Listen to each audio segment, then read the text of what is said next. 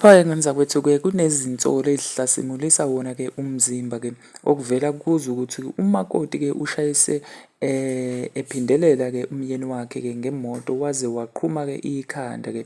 Lezi iy'nsolo-ke zishiye-ke umphakathi wakhona laphayana eHammersdale ubambe ongezansi-ke.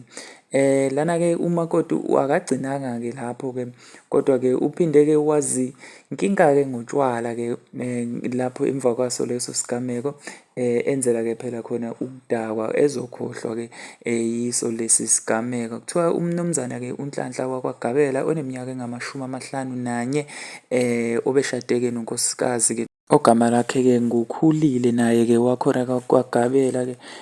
Kuthiwa lo nkosikazi-ke ushayise lo mkhwenyana wakhe-ke washonela khona endaweni-ke yesehlakalo kulo-ke leli sonto-ke. Kuthiwa-ke kunomakhelwane-ke abaningi abathi-ke bazibonele ngawabo-ke kwenzeka sona-ke lesi sigameko noma le nsambatheka.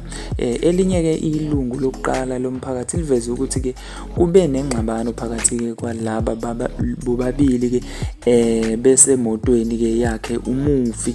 Ngemuva-ke kwengxabano kuthiwa-ke kubonakale-ke umufi ephuma ngesankahlu noma-ke ephuma ngokukhulu ukushesha-ke kuyona-ke imoto samuntu-ke okade-ke ephushwa. Abaza-ke komunye wabesifazane kade khona-ke esigamekweni uthi-ke noma umuntu-ke ungaxabana naye kodwa-ke hhayi ukuthi-ke uze-ke umbulale-ke ngemoto ngesihluku-ke ekwenzekele ngaso ngaleya. Lona-ke wesifazane ukwenza konke lokhu-ke ukwenza ngaphambi noma ngizothi-ke kukhona zona-ke iy'ngane zakhe lo muntu-ke okuthiwa-ke ungumufi wesilisa. Amalungu omphakathi ayakhala-ke athi-ke kungani-ke lo muntu wesifazane-ke engakaboshwa namanje.